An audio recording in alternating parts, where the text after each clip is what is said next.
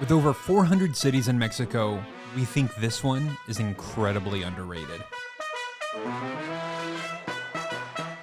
Welcome to Puebla, Mexico's 5th largest city by population. It's full of history, walking paths everywhere, and plenty to do. There are so many reasons why we quickly fell in love with Puebla. And if you've been following our journey, you may actually remember that we arrived back in Mexico and we're stuck here waiting in Puebla for a package to arrive.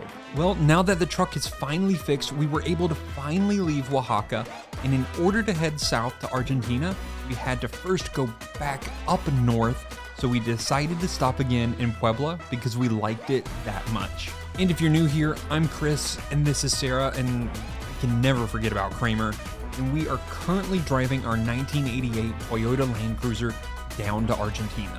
So, let's get going.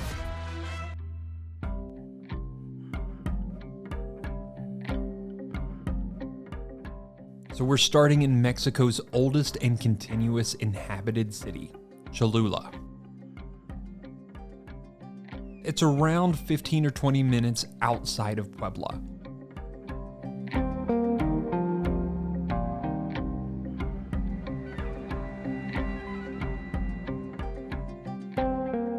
At first glance, you may think that this is a normal hill, and the conquistadors, when they first arrived in Mexico, thought just that. So they built a church on top of it, but what they didn't realize is that this was no hill, but this was the world's largest pyramid.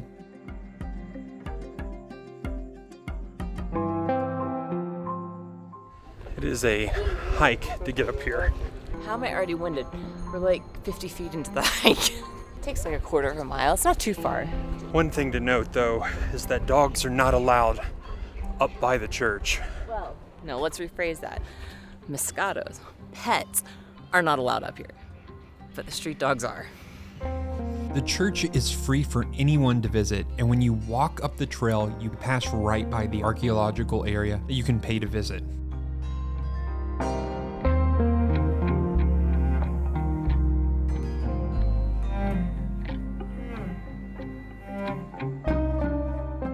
If you come here, and when you do come here, yes, it is a steep hike to get up here, but the views here are gorgeous. It's a great way just to see the surrounding area.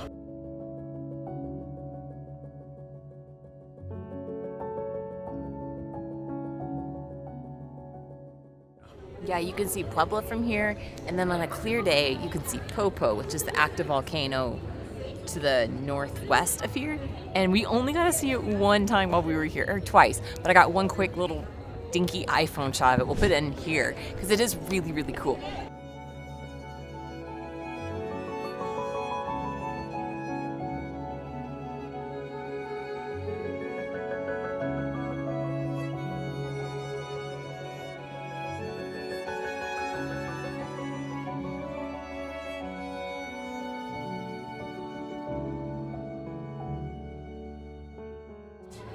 It was one of the prettiest, inside of the churches I've seen in a while.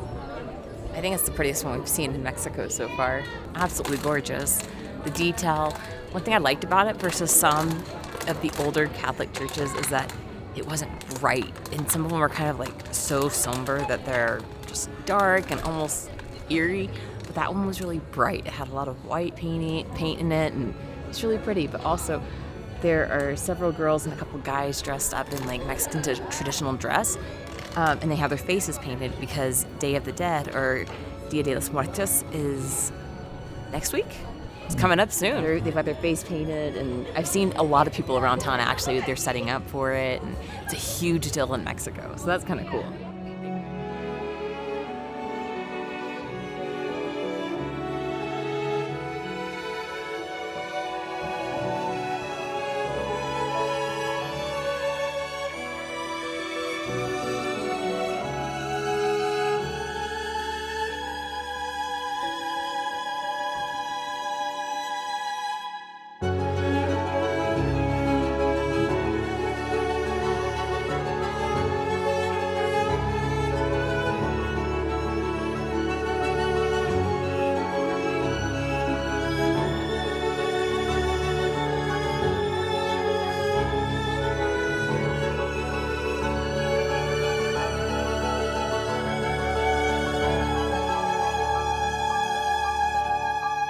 So as entrepreneurs and travelers, we are always looking for better ways to streamline our work process. And one thing that we are trying out for 7 days is called Magic Mind. In this video, we are partnering with them, but we're doing a 7-day challenge. So today is day 1, this little brain shot. I guess that's the best way to call it, a little brain shot. It's a mental performance shot. They claim to give you a sharper mind, lower stress, and calm energy, which we desperately need. It's only 12 ingredients. It's got a lot of vitamins. We'll talk more about it in a minute, but first, we're gonna start with day 1, and then we'll recap it in day 7 to let you know how it goes. I haven't tried this yet.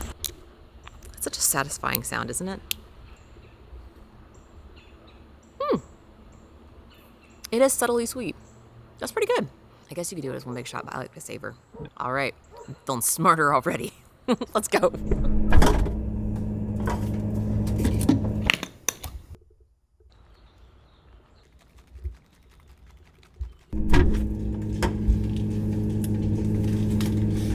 I actually really like their little slogan. Their slogan is reclaim your brain. And I feel like Chris and I are always just so all over the place that alone would sell me on trying it, just because we are so scattered. And we have noticed increased focus, especially like within the few hours after taking it, just better clarity. We're a little bit calmer. I don't feel like I have jitters because there's not so much caffeine in here that I'm just jittery like I am on my 3rd cup of coffee. We're really happy with it, but I really want to push like the vitamin C and D in it, especially heading into seasonal depression season. You know, in the Northern Hemisphere, it's about to get darker and colder and grayer and rainier. And you're not going to get that vitamin D in most places unless you live in Phoenix, then you may still get the vitamin D. But for people like us, we need this. I don't want to be lacking in any of those vitamins, and having only 12 ingredients, I know what I'm putting into my body, which the older we get, the more careful we become about that. I want to know what I'm feeding myself. It's pretty straightforward. All the things I can pronounce. Number 1 is matcha green tea. I love matcha green tea. It has tons of health benefits. Day 7 is coming up now. I like that. I really do. It's got a little bit slightly sweet, but sharper mind, lower stress, calm energy. I feel like I noticed a sharper mind more than anything. Our days are so busy being like running multiple businesses. We struggle with like where to focus our energy. And I feel like this has helped us really spend those. We've been very intentional in the first few hours after we take this of just, okay, let's sit down and get stuff done. And we've gotten a ton done. So yes, there's a lot of factors playing a part of it, but I do think this has helped us, you know, make room for better attention. Oh yeah. So if you want to get your own Magic Mind, highly recommend. We do have a 20% off code. It's down below. You can check it out. Let's Magic Mind know that you got it from us, and you save 20%, which is great. So go try it out. We really have enjoyed it. I encourage you to do like a 7-day challenge. Just give it a try, see what you think after 7 days, because after 7 days, I think we can confidently say we notice a difference.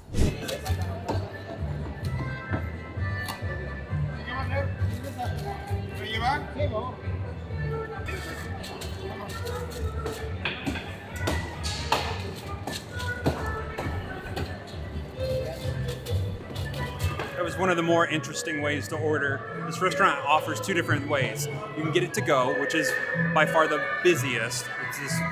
It's this bar back here. Or you can sit down at the restaurant in the front of the street. But when you go up, there's this little circle, and you look inside the circle, and this lady's face is just looking at you, and that's how you order. And you slide the money through the circle, she hands you the change, and then you step through the line. If you've ever been to Philadelphia and you've been to like one of the cheesesteak places, it reminds me of that. You better know your order, you better know how to say it, and get out of the way. Medium turkey chili. I didn't get any bread. Just forget it, let it go. So we're trying our first, y'all be gracious to me, Cemita, I believe is what it's called. It's a sandwich famous from Puebla. And what makes it famous is the bread primarily. And the bread is, oh my gosh, Chris said he got the works, and I see what he means now. So their bread is sort of a combination of 2 different breads from Spain that were brought over during the colonial period here in Mexico. But they continue to make it. It always has sesame seeds on it. It's crunchy on the outside, soft on the inside. At least that's what we read. And it usually has cheese, avocado, and then we got, it looks like spinach and peppers, and what is that? What meat is that? Chicken. Chicken. Got chicken. I'm just gonna go for it. We haven't eaten today, and I'm really hungry. Pretty good. Of course, got 2 sandwiches with the works. It was 120 pesos for 2 of them, which right now, that's like $6, so $3 a piece. Not a bad lunch. Look at the size of my head, and look at this sandwich. This thing is huge. Seriously, we could have split this 4 ways. This is amazing. The bread is one of the best parts of that sandwich. It's really hard on the outside, really rich on the inside. When you're eating with the cheese and the avocado and then the peppers make it so spicy. All of it together combined tastes very, very good. But it is a huge, huge sandwich. My nose is running right now because the peppers were so hot. It was very good, but that is a huge sandwich. And honestly, Sarah and I could have split. I demolished mine. She did not. I probably shouldn't have had that entire sandwich, but it was very, very good. So if you're looking for a good hearty sandwich, I would go back to that place.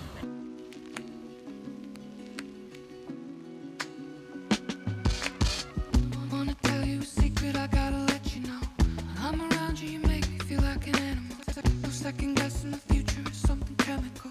Never felt so alive and not alone. I need you. Simple to see now. Yes, I need you to make it through.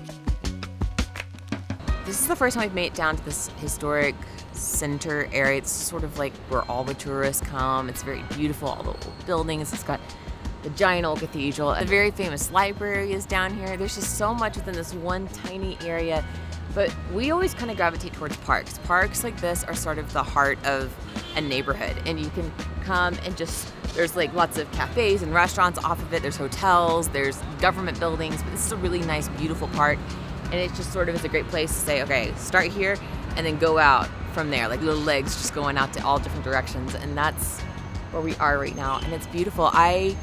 So Puebla is one of those places to us that we've really enjoyed. We actually spent most of our time in Cholula, which is like a lot of people take a day trip up there. It's probably, traffic can vary a lot, but you can get there in about 15 or 20 minutes from a lot of Puebla.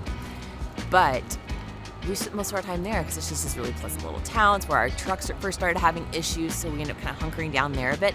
And we loved Cholula, and then we started drifting into Puebla, and we really loved Puebla too.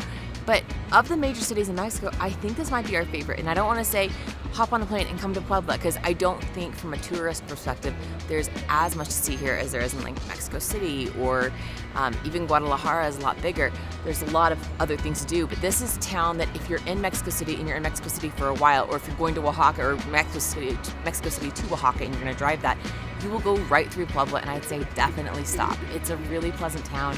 It's quiet, it's clean. We even really like the people here. The people have been really nice in Puebla, so 2 enthusiastic thumbs up.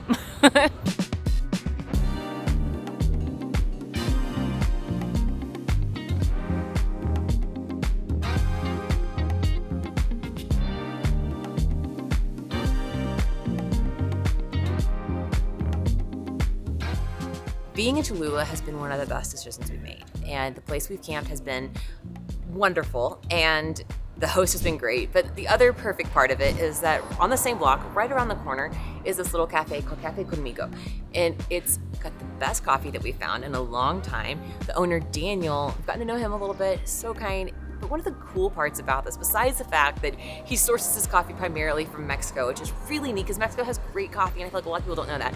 But Daniel actually used to spend a lot of time in our home city of Chattanooga. So Chris actually made that connection the first time he came in here, and somehow they just like figured it out. And some of his favorite spots in Chattanooga were some of our favorite spots in Chattanooga. So we've enjoyed the coffee and getting to know these guys. And this little coffee shop's sort of been our little haven when we've been stressed since we've been in Cholula. So Cafe Conmigo. If you come to Cholula, highly recommend.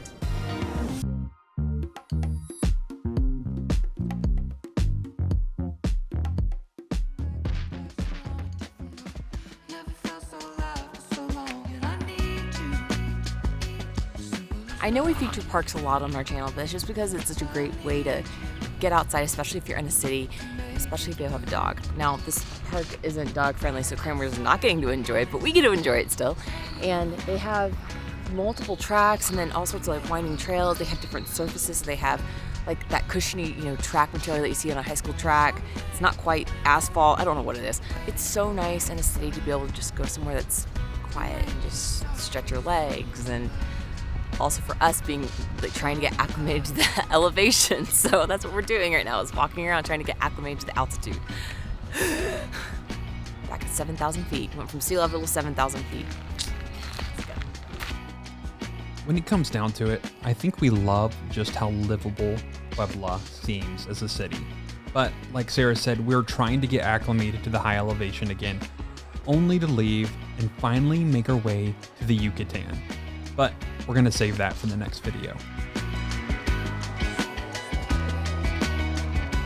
For behind the scenes and extra content, you can head on over to our Patreon community. Otherwise, be sure to follow on Instagram or like and subscribe here. It really helps creators like us.